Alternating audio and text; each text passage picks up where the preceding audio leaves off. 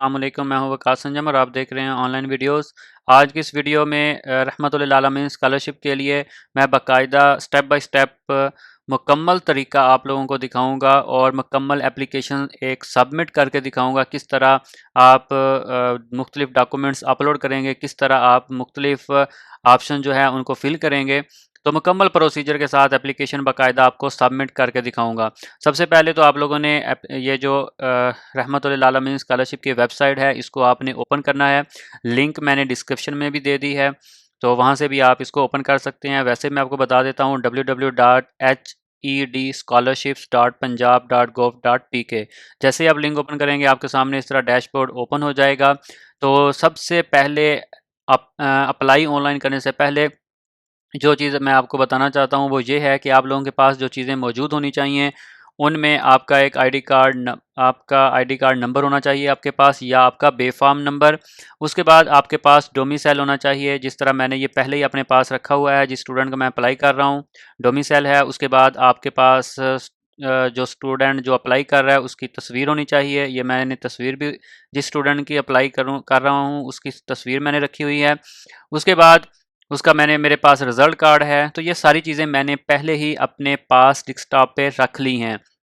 आपने करना क्या है, इन तस्वीरों को अपने मोबाइल से तस्वीर ले लेनी है इनकी, लेके उसके बाद इसको क्रॉप करके बाकायदा जो तस्वीर है वो इसकी अपने पास रख लेनी है। ठीक है, जब आपने अप्लाई करना है तो उससे पहले ये चीज़ें आपके पास मौजूद होनी चाहिए।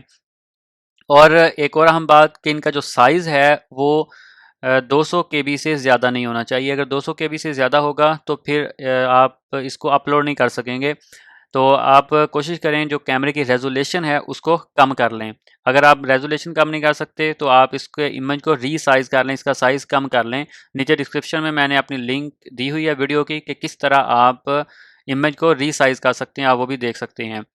तो अगर आप रेजोल्यूशन कम कर लें तो फिर तो ऑटो जो इसका साइज़ है वो कम हो जाएगा। तो शुरू करते हैं। सबसे पहले जैसे ही आपने ये पेज ओपन करना है, आपने अप्लाई ऑनलाइन के ऊपर क्लिक करना है। जब आप अप्लाई ऑनलाइन के ऊपर क्लिक करेंगे तो आपसे बे फॉर्म नंबर मांगेगा, तो आपने अपना बे फॉर्म नंबर इंटर करना है यहाँ पे। और कुछ ये जो बे फॉर्म नंबर है ये आपने बगैर डैश के करना है, दरमियान में जो डैशें हैं वो नहीं लगानी है आपने। ठीक है, अब मैंने ये इंटर कर दिया। इंटर करने के बाद आपने वेरीफाई के ऊपर क्लिक करना है। जैसे आप वेरीफाई के ऊपर क्लिक करेंगे तो आपके सामने नेक्स्ट ऑप्शन आ जाएगा कि अपना रजिस्टर्ड मोबाइल नंबर इंटर करें। अब कुछ स्टूडेंट ऐसे हैं उनका आगे ये ऑप्शन नहीं आता बल्कि एरर आ जाता है कि रिकॉर्ड नॉट फाउंड इन जो बोर्ड की वेबसाइट है। तो फिर आपने क्या करना है, वहाँ अपना रोल नंबर इंटर करना है, तो आपका रिकॉर्ड आ जाएगा, अपना रोल नंबर, अपना सेशन, उसके बाद अपना ईयर सेलेक्ट करेंगे तो आप अपना रजिस्टर मोबाइल नंबर लिखेंगे तो फिर भी आपका डाटा शो हो जाएगा। ठीक है, अब आगे रजिस्टर मोबाइल नंबर लिखना है।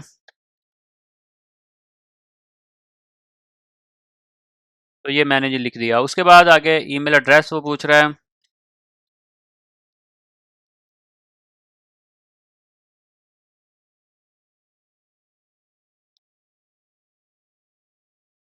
तो इस तरह आपने ईमेल एड्रेस लिखना है। ठीक है, तो उसके बाद ये कैप्चा है 2+2 4, ये आपने लिख देना है। उसके बाद सेंड वेरिफिकेशन पिन, ये अब ये जो रजिस्टर मोबाइल नंबर है उसके ऊपर एक पिन कोड आएगा वो आपने एंटर करना है। अब यहाँ एक पिन कोड आएगा मोबाइल के ऊपर, तो वो पिन कोड यहाँ पे लगाना है। हाँ जी, आ गया है पिन कोड। और ये वाला पिन कोड जो है ये 8070 से मैसेज आता है, वो आपने यहाँ पे एंटर करना है। ये वेरिफिकेशन पिन कोड होता है। उसके बाद आपने अपना पासवर्ड लगाना है। अब पासवर्ड आपने किस तरह लगाना है, कोई भी आपका नाम है, फ़र्ज़ करें आपका नाम है फ़िज़ान, तो आपने पूरा फ़िज़ान लिखना है और फ़िज़ान का एफ़ बड़ा लिख देना है, और बाकी फ़िज़ान के बाद @2535 कुछ भी इंटर कर सकते हैं।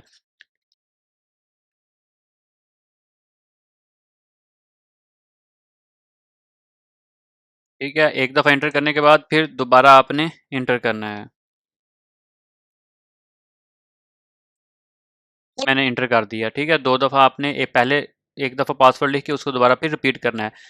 पासवर्ड जो इसमें बहुत से स्टूडेंट की मिस्टेक होती है कि वो जब इंटर करते हैं तो एरर आ जाता है कि पासवर्ड सही नहीं है। मैं फिर रिपीट कर रहा हूँ।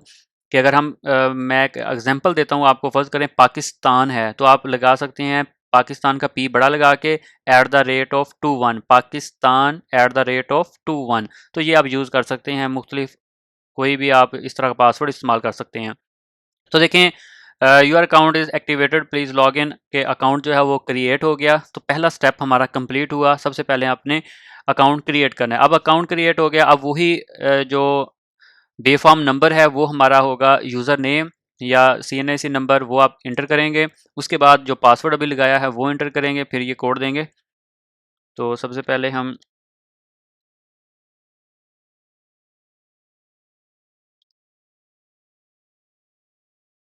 ठीक है, ये बेफॉर्म या आईडी कार्ड नंबर लिख लिया। उसके बाद जो पासवर्ड लगाया है वो हम इंटर करेंगे।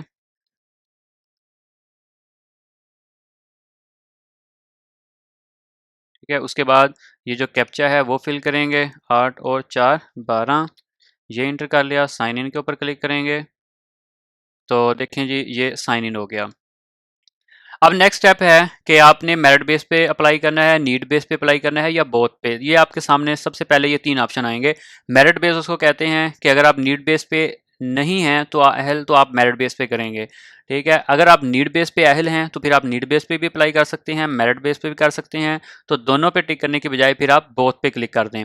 नीड बेस क्या चीज़ है कि ऐसे स्टूडेंट जिनके वालदैन की माहाना इनकम 25,000 या 25,000 से कम है और कोई भी उनके ज़राई जो रकबा है वो 5 एकड़ से ज़्यादा नहीं है, या शहर में 5 मरला से ज़्यादा प्लाट नहीं है, वो नीड बेस में आते हैं। और जो इस कैटेगरी में नहीं आते नीड बेस पे, वो मेरिट बेस पे क्लिक करें।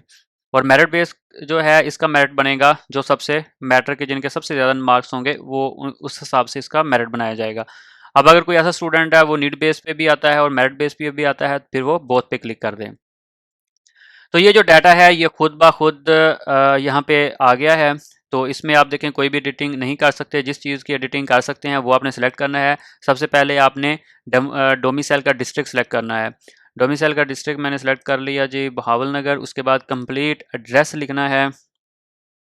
तो जो भी आपका आईडी कार्ड के ऊपर लिखा हुआ है आप वो लिख सकते हैं, या फिर जो आपका एड्रेस है वो आपने सही सही करके लिख देना है। ठीक है, अब मैं ये इनका एड्रेस लिख रहा हूँ।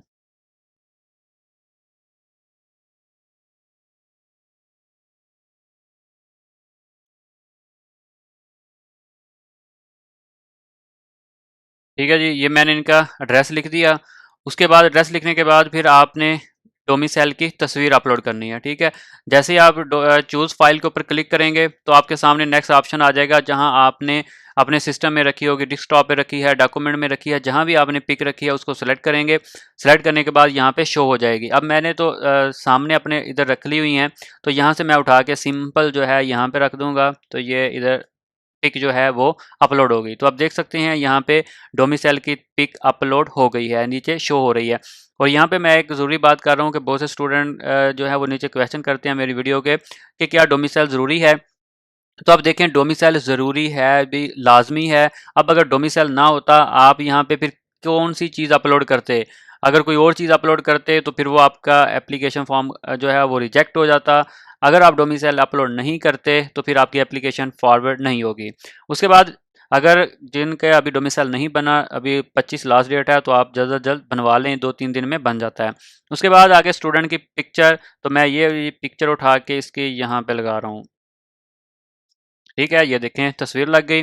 उसके बाद अब आपने क्या करना है, मैंने तो ये अपने इधर सामने डैशबोर्ड पे रखी हुई हैं, लगाने के लिए इजी लग जाती हैं। आपने क्या करना है, चूज़ फाइल के ऊपर क्लिक करना है। चूज़ फाइल के ऊपर क्लिक करके यहाँ से आप इसको सेलेक्ट करेंगे, जो जहाँ पे भी आपने रखी है। फर्स्ट करें डाउनलोड में रखी है, डॉक्यूमेंट में रखी है, तो उसको सेलेक्ट करेंगे। इस तरह सेलेक्ट करने के बाद ओपन करेंगे तो वहाँ पे आपकी पिक शो हो जाएगी। और ये बात भी ध्यान में रखनी है कि 200 KB से साइज़ ज़्यादा ना हो।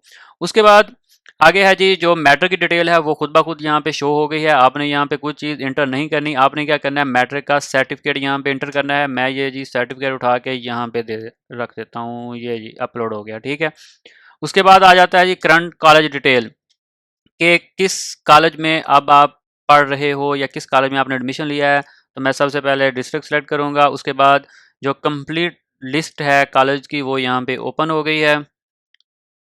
ये आ गई गवर्नमेंट डिग्री कॉलेज। फोर्थ पास, ठीक है। उसके बाद आगे जी रजिस्ट्रेशन नंबर, वो है जी, आप रोल नंबर भी लिख सकते हैं, क्लास रोल नंबर, या फिर registration number, college registration number, ठीक है। उसके बाद अपना ग्रुप सेलेक्ट करेंगे। जो आर्ट्स वाले हैं वो ह्यूमैनिटीज़ सेलेक्ट करेंगे, और जो जिन्होंने आई काम बी काम कर रहे हैं वो कॉमर्स वाला सेलेक्ट करेंगे, और जिन्होंने आईसीएस या बीसीएस कर रहे हैं वो करेंगे सिलेक्ट, फ़र्ज़ करें आईसीएस जो कर रहे हैं वो जनरल साइंस वाला सेलेक्ट करेंगे, और जिन्होंने मैथ रखी हुई है, मैथ फिज़िक्स केमिस्ट्री, वो परी इंजीनियरिंग, और जो जिन्होंने बायो रखी हुई है वो परी मेडिकल। तो ये आर्ट्स है स्टूडेंट की, तो मैं ये ह्यूमैनिटीज़ पे ऊपर क्लिक कर रहा हूँ। उसके बाद आ जाएगा फादर का जो सीएनआईसी नंबर वो खुद आ गया, नाम आ गया। उसके बाद फादर का ऑक्यूपेशन आप सेलेक्ट करेंगे कि अगर वो गवर्नमेंट एम्प्लॉय है तो फिर आप गवर्नमेंट एम्प्लॉय सेलेक्ट करेंगे। उसके बाद आ गया फादर का जो ग्रेड है, अगर गवर्नमेंट है तो फिर उसका आपने ग्रेड सेलेक्ट करना है कि वो कौन सा ग्रेड है। उसके बाद उसका डिपार्टमेंट सेलेक्ट करना है कि वो कौन से डिपार्टमेंट से है, एजुकेशन डिपार्टमेंट है, लॉ डिपार्टमेंट है, या फिर वो दूसरा कोई और डिपार्टमेंट है। जो भी डिपार्टमेंट है उसको आपने यहाँ पे सिलेक्ट कर देना है, या इलेक्ट्रिसिटी है या कोई भी है, या पुलिस डिपार्टमेंट है, ठीक है। और डेजिग्नेशन क्या है उसका वो सिलेक्ट करना है। उसके बाद उसकी मंथली इनकम कितनी है वो सिलेक्ट करनी है। अब अगर वो प्राइवेट है तो आप प्राइवेट सेलेक्ट करेंगे, इसी हिसाब से आगे ऑप्शन आ जाएंगे। अगर सेल्फ एम्प्लॉयड है, खुद काम करता है, कोई डेली वेज मजदूर नहीं है, अगर डेली वेज है तो आप इसको सेलेक्ट करेंगे, आगे उसकी माहाना इनकम लिख देंगे, ठीक है। अगर वो सेल्फ एम्प्लॉयड है फिर आप सेल्फ एम्प्लॉयड कर देंगे। अब यहाँ पे एक और मसला है, वो इन्होंने ऑप्शन यहाँ पे इंटर नहीं किया, वो मेरे ख्याल में यहाँ पे इंटर करना चाहिए। फ़र्ज़ करें किसी के वालिद की डेथ हो जाती है तो वो यहाँ इन्होंने कोई इस तरह का ऑप्शन नहीं इंटर किया, तो फिर आप अगर इस तरह का कोई इशू हो या इस तरह का किसी के साथ कोई इंटर करने वाला हो तो फिर आपने वहाँ पे अनएम्प्लॉयड कर देना है, ठीक है। तो अगर अनएम्प्लॉयड कर देंगे तो आगे वाले ऑप्शन जो हैं वो गायब हो जाएंगे, वो शो नहीं होंगे। तो अगर वो खुद कोई काम करता है तो फिर आप सेल्फ एम्प्लॉयड कर देंगे। तो यहाँ पे फिर उसकी माहाना इनकम लिखेंगे, तो मैं यहाँ पे लिख रहा हूँ इनकी 20,000, और कोशिश करनी है अगर आप नीड बेस पे अप्लाई कर रहे हैं तो आपकी माहाना इनकम 20,000 से ज़्यादा नहीं होनी चाहिए, 25,000 से ज़्यादा नहीं होनी चाहिए। नीड बेस जो है वो 25,000 से कम वाला अप्लाई कर सकता है। तो ये आ गया 20,000 माहाना इनकम। उसके बाद मदर ऑक्यूपेशन, जो उनकी वालदा है वो काम करती है, तो यहाँ पे मैं अनएम्प्लॉयड करूँगा। उसके बाद है अदर इनकम, कोई और सोर्स का उसका इनकम का सोर्स है तो नन लिख देते हैं, अभी और कोई सोर्स नहीं है इनकम का। उसके बाद नंबर ऑफ़ डिपेंडेंट 8, जितने घर में और अफराद हैं जो उनके डिपेंडेंट हैं, कफ़ालत जिनकी कर रहे हैं वो आप लिखेंगे। उसके बाद रेजिडेंशियल प्रॉपर्टी इन मरला, ठीक है, यहाँ पे आपने मरले में लिखनी है और यहाँ पे आपने एकड़ में लिखनी है। अगर आपकी प्रॉपर्टी जो आपके नाम जहाँ आप रह रहे हैं वो वाली आपने यहाँ पे लिखनी है। फ़र्ज़ करें वो इस स्टूडेंट की है 7 मरले, तो मैं यहाँ पे लिख देता हूँ 7, ठीक है। तो अब ये है मरला में 7 मरला। उसके बाद एग्रीकल्चर प्रॉपर्टी, तो ये आपने एकड़ में लिखनी है, 1 एकड़, 2 एकड़, 3 एकड़, वो आपने जो लिखेंगे वो एकड़ में काउंट होगी।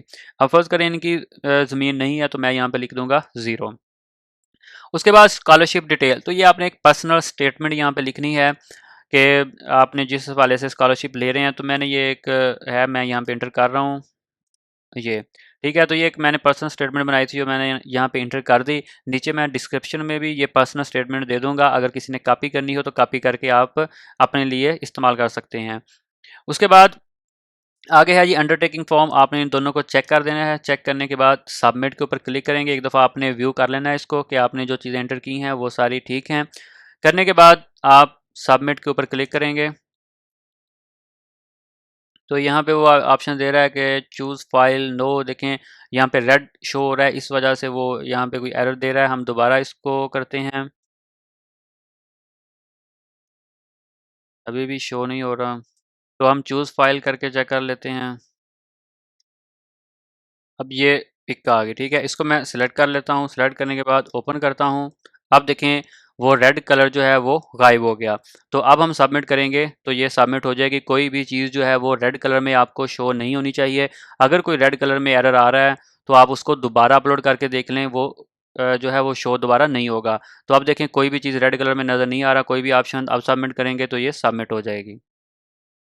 Please confirm that information provided in this application is accurate. You will not be able to modify this information once you have submitted application. अगर आपने ये एप्लीकेशन सबमिट कर दी तो आप इसको दोबारा एडिट नहीं कर सकते। एक दफ़ा आपने फिर इसको क्लियरली व्यू कर लेना है। व्यू करने के बाद अगर आप मुतमिन हैं तो आप सबमिट के ऊपर क्लिक करेंगे। तो जैसे आप सबमिट के ऊपर क्लिक करेंगे तो देखें अब ये एप्लीकेशन सबमिट हो रही है। तो देखें यहाँ पे लिखा हुआ आ गया your scholarship application is submitted successfully, और ये नेम आ गया। उसके बाद बेफॉर्म नंबर शो हो रहा है, मैट्रिक के टोटल नंबर यहाँ पे शो हो रहे हैं। उसके बाद यहाँ पे जो स्टेटस है वो भी शो हो रहा है कि अंडर रिव्यू। ठीक है, तो अभी ये सारा कुछ जो है वो शो हो रहा है। फिर जो है वो लॉग आउट भी हो। ये मुकम्मल मेथड था रहमतुल्लिल आलमीन स्कॉलरशिप के लिए ऑनलाइन अप्लाई करने का। अब अगर वीडियो पसंद आई है तो लाइक ज़रूर कीजिएगा, हमारे चैनल को सब्सक्राइब कीजिएगा और आगे दोस्तों को ज़्यादा से ज़्यादा शेयर करो ताकि ज़्यादा से ज़्यादा लोग जो हैं वो इससे मुस्तफ़ीज़ हो सकें। और मिलते हैं नेक्स्ट वीडियो में। शुक्रिया।